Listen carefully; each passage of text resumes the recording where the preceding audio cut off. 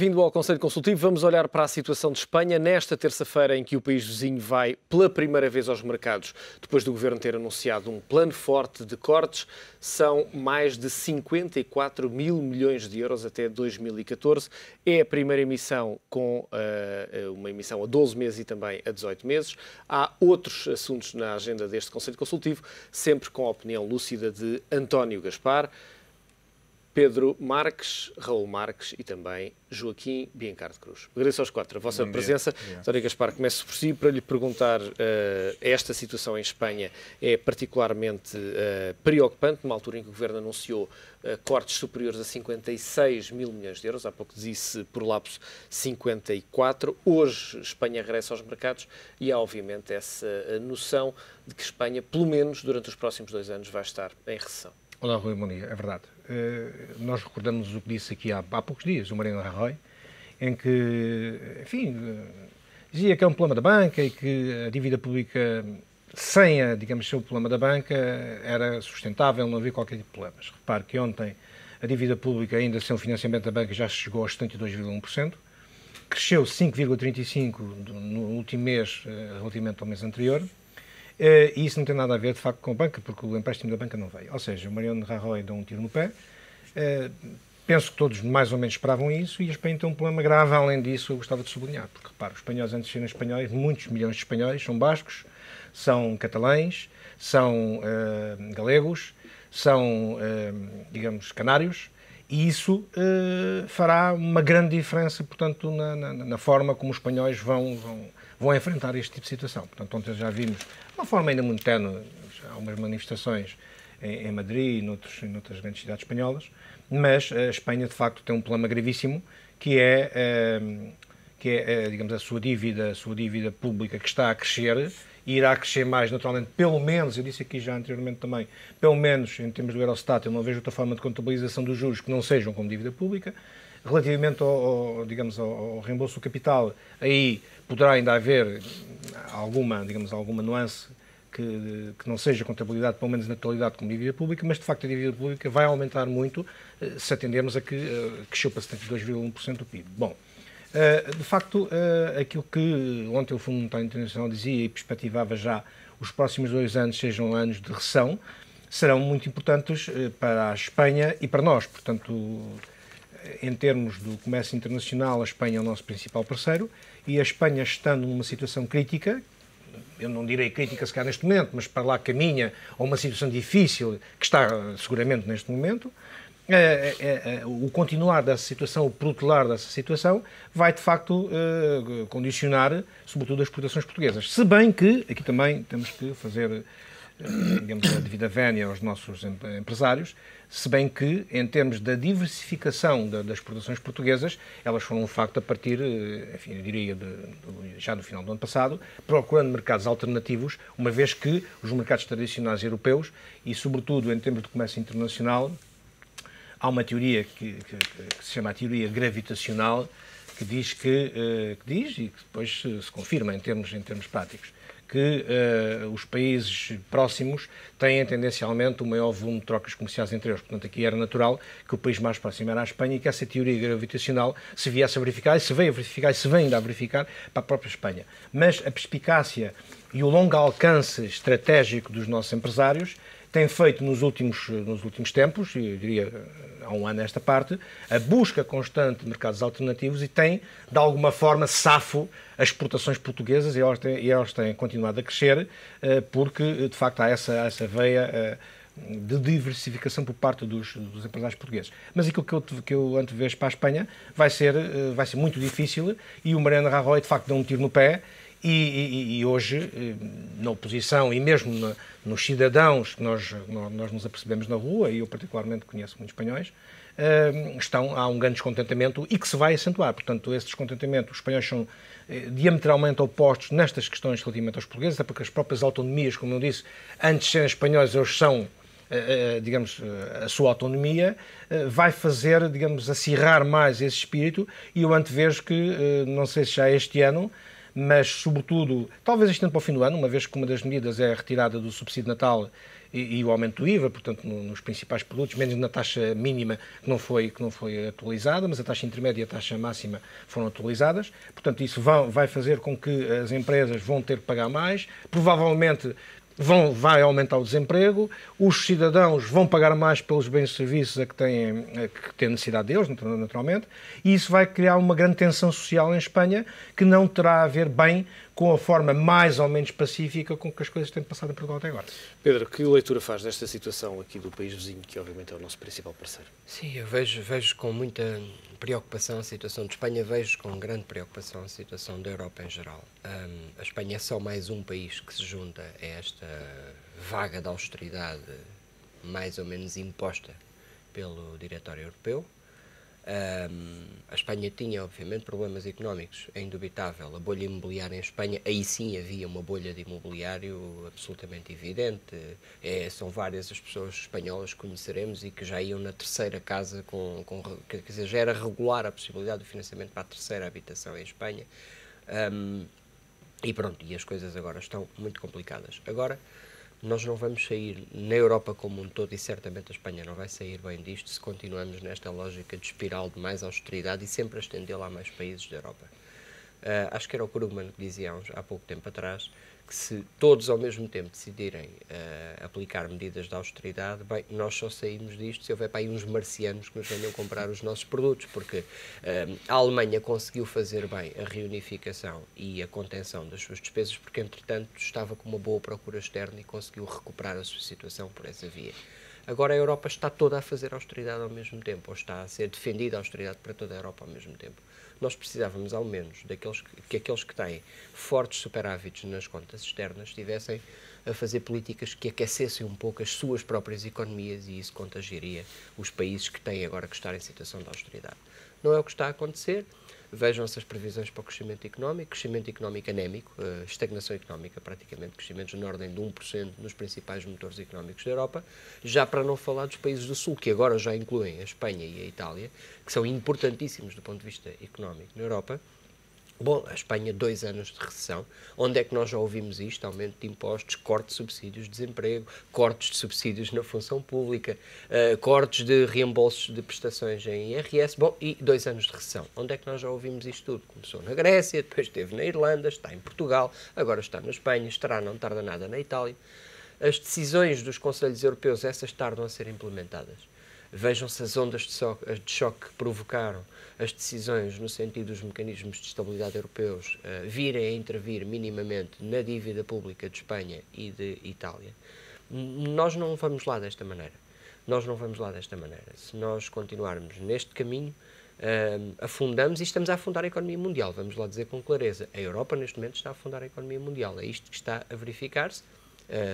As decisões políticas na Europa não estão a ir no sentido da recuperação económica, não estão a ir no sentido de uma recuperação solidária da situação e, portanto, esta ideia de penalizar cada país individualmente leva a Europa para o fundo e está a levar também a Espanha para o fundo, manifestamente. É já o que está evidente destes números, como digo, 2 anos de recessão, medidas de austeridade gravíssimas, mais uma vez. Volto a dizer, não estou a dizer que o IVA, nomeadamente em Espanha, não estava baixo. Estava certamente em relação à média europeia. O problema da bolha imobiliária existia. Agora, nós estamos a matar sempre os doentes com estas curas. Isto está a acontecer na Europa e vai acontecer também na Espanha agora. Tenho para mim muito claro. Joaquim, obviamente que este enquadramento em Espanha não é de todo favorável para Portugal. Apanhar 2 anos de recessão agora, numa altura em que eventualmente a economia portuguesa podia começar, digamos, a bater no fundo para depois tentar um crescimento, não é positivo.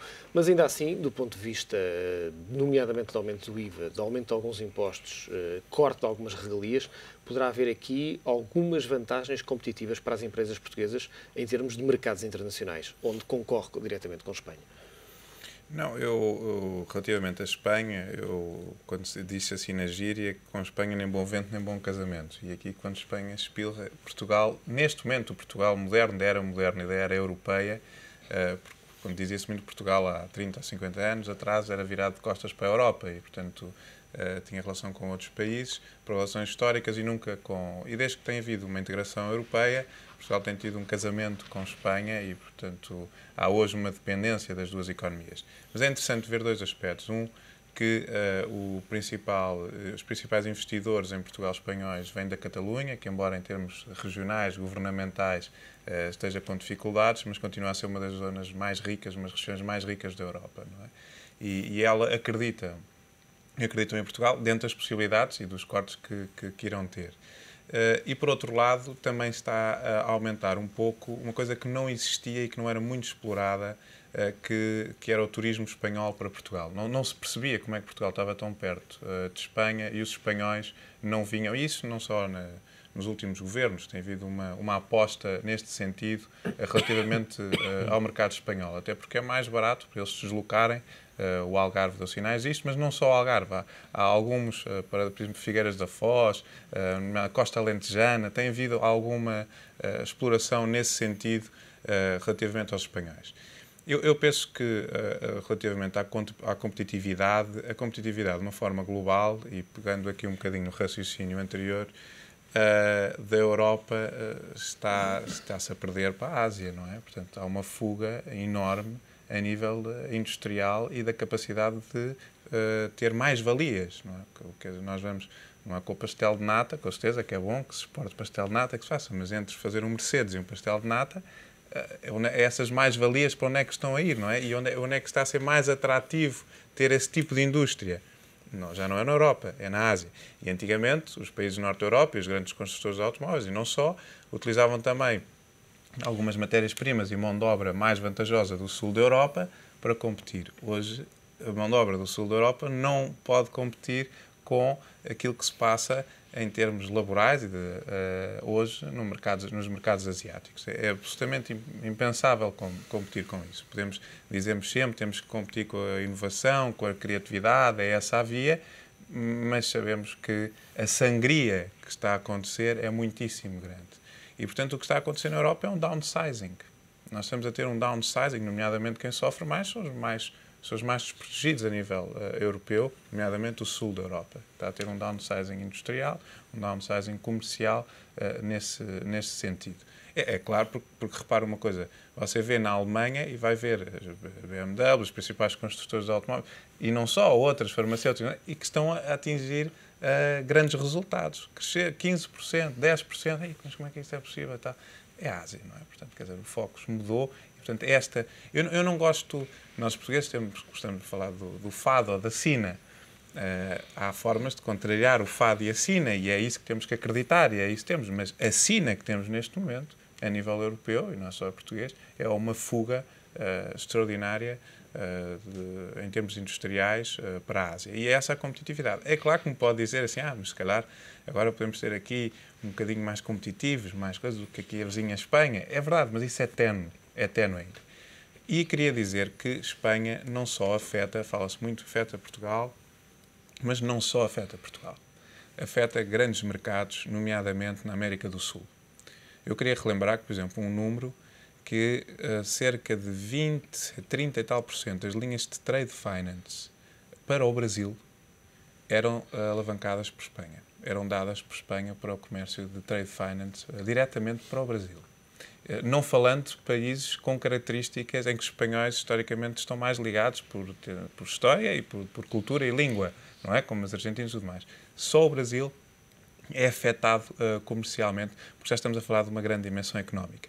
É claro que teve este erro, portanto, Espanha sofreu muito com a crise argentina, apostou muito na especulação imobiliária, e, como o Pedro disse bem, quer dizer, às tantas, já estavam a vender casas no sul de Espanha como se vende shampoo no supermercado, é o 2 em 1, compro aqui o apartamento em Madrid, levo o amaciador, não é? No fundo levo o apartamento em Marbella ou em Torremolinos, ou onde for, não é? Pronto. E aí foram o segundo maior ou terceiro maior consumidor a nível mundial de cimento, atrás da China. Quer dizer, havia qualquer coisa aqui que não estava tudo bem. Mas apostaram muito na internacionalização da economia. Nos últimos anos, e a justiça tem que ser feita... para a salvação da economia. E apostaram muito. Não tiveram os resultados que eventualmente gostariam de ter, mas apostaram muito na internacionalização da economia. Raul, como é que vê esta situação de Espanha? É difícil dizer mais do que aquilo que os meus colegas já disseram, mas eu acho de facto, como nomeadamente o Pedro referia, é mais vasto, não é só a Espanha, é um problema, como o Joaquim agora muito bem ilustrou, isto é um problema mais vasto, europeu, e portanto, independentemente de tudo aquilo que tem vindo a acontecer nos últimos 2 anos, esta tendência de facto já existia, portanto não há dúvida que a Europa, ao longo das últimas década e meia, tem perdido, como um todo, tem perdido claramente competitividade e o seu papel no mundo tem vindo a crescer à medida que, ano após ano, sistematicamente cresce menos do que os outros principais blocos económicos. Portanto, o problema-chave, para além de todo este ruído e incerteza adicional que foi criada nos últimos 2 anos com a crise da dívida soberana e, portanto, com toda esta crise da arquitetura institucional da Europa, não há dúvida que é um problema de crescimento que nós constatamos. Ontem vimos os ajustes de previsões do FMI. Não é que introduz uma alteração muito substancial nesse contexto, mas continuamos a ver que o crescimento potencial e o crescimento da economia europeia continua sistematicamente, neste momento, bastante abaixo, 2, 3 pontos abaixo, mais do que isso, do crescimento mundial. Portanto, continuarmos a este ritmo este provavelmente continuará a ser agravado por toda esta incerteza que paira sobre a Europa, caminhamos rapidamente para sermos claramente mais pobres e, portanto, existe aqui, de facto, alguns focos de esperança. Mais uma vez, repito, se nós olharmos para a Europa como um todo, o problema essencial é crescimento. O problema da Europa como um todo não é tanto, quer em termos de balança de transações correntes face ao exterior da Europa está equilibrado, o próprio déficit orçamental é claramente inferior na zona euro relativamente aos Estados Unidos, à Inglaterra. Portanto, o problema não é esse, é um problema de crescimento e depois é um problema de excedentes, de facto, de grandes desequilíbrios no seio da Europa. E, portanto, aí claramente terá que passar por muita coisa, obviamente a estabilização e a melhoria da arquitetura institucional seguramente, mas terá também que passar, eu penso que tudo o que tem a ver com o papel da economia alemã para este reequilíbrio vai ser decisivo, os aspectos que têm a ver com a inflação que vai ser permitida, portanto, desejavelmente, na minha opinião, um pouco acima dos 2%, digamos que estão ali com bitola desde há muito, permitida quer pelo Bundesbank, quer pelo Banco Central Europeu, terá que ser posto em causa e, claramente, o consumo interno, os salários reais na Alemanha, nomeadamente, terão que ter aí, será um aspecto decisivo para este reequilíbrio intra-europeu. Portanto, temos 2 aspectos essenciais: resolver o problema que neste momento temos muito grande de crescimento ou de ausência de crescimento na Europa, e depois as questões em torno do reequilíbrio, que neste momento há desequilíbrios de facto muito, muito sérios, sendo que o todo não está especialmente desequilibrado. O Raul falava da questão da inflação e dentro daquilo que são os ajustamentos que os vários países estão a sofrer neste momento, nomeadamente os países da Europa do Sul, nomeadamente Portugal, há um fator também que não é tão visível no dia-a-dia, sobretudo as pessoas sentem mais os cortes nos subsídios, o aumento dos preços do gás, da eletricidade, mas há aqui um elemento importante que diferencia Portugal relativamente a estes países, é que a média da inflação em Portugal tem vindo a estar consecutivamente acima da média europeia. Há aqui também um efeito de erosão do rendimento disponível dos portugueses, talvez menos visível através deste elemento que é o aumento dos preços superior à média europeia. Sim, mas a diferença, Rui, a diferença é verdade, mas a diferença não é substancial. Quer dizer, o problema que temos, e o aspecto da inflação é importante para comparar com aquilo que foi estamos aqui a discutir o ajustamento da Espanha e, obviamente, o ajustamento de Portugal em moldes que, bom, nós já vimos este filme, de facto, e a Espanha vai claramente no mesmo sentido e veremos quem mais aí virá, mas claramente, se virmos a dificuldade de ajustamento, se compararmos este com aquilo que se registrou em Portugal em 83 e 85, é claramente, em vários aspectos, muito mais difícil.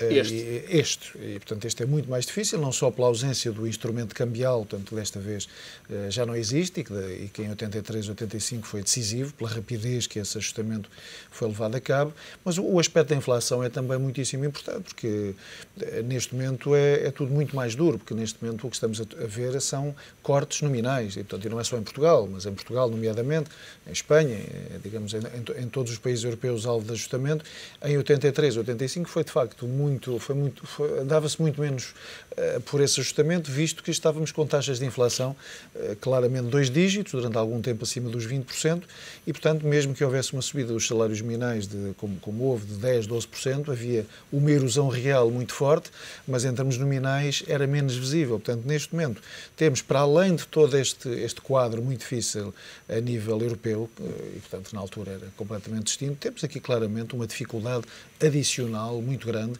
de nós levarmos a cabo um ajustamento neste contexto em que estamos no quadro do euro, não temos o escudo para desvalorizar como nos anos 80 e temos uma inflação que, embora um pouco acima da média europeia, estamos a falar de algumas décimas, portanto não é substancial, mas a questão da inflação, para facilitar esta dita desalavancagem que temos assistido e vamos continuar a assistir na Europa, a questão de uma inflação um pouco superior a este patamar que tem sido autorizado pelos bancos centrais do 2%, parece-me mais um dos aspectos, claro, decisivo e muito importante. António Gaspar, segundo ponto da nossa agenda, para uma ronda necessariamente mais rápida, tem que ver com a tributação do capital ou eventualmente propostas para tributar de forma mais elevada o capital. Parece-lhe sensato avançar para esta tributação numa altura em que o capital flui com uma grande rapidez e, obviamente, precisamos desse capital em Portugal? Bom, temos aqui distinguir 2 tipos de capitais, não é? O capital para investimento e o capital especulativo. E como é que nós distinguimos? Não são aqueles que andam nas bolsas, não são os que andam nas bolsas e que saltam todos os dias de uma bolsa para outra, várias vezes, não é? As bolsas que são de investimento.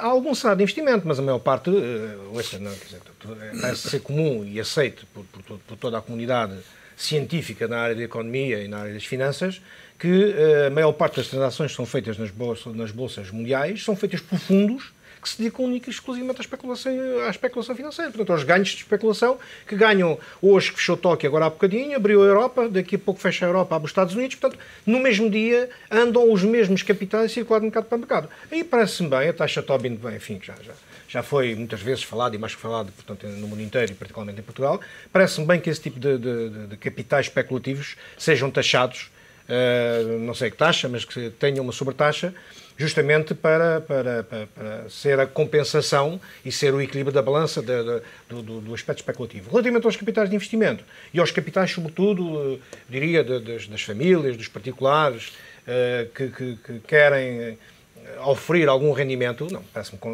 totalmente contraproducente, porque, repara, isso seria, digamos, o início da fuga de capitais de uma forma maciça. Hoje, se calhar, já se assiste a essa fuga de capitais. Sim, mas incentivo para esse aumento. Sim. Aí acho que seria completamente contraproducente e não poderia, de maneira nenhuma, haver uma taxa que sobrecarregasse ainda mais, neste momento já passou dos 20% para os 25%, portanto, que penalizasse ainda mais aqueles que querem poupar sob pena de haver essa fuga de capitais posterior.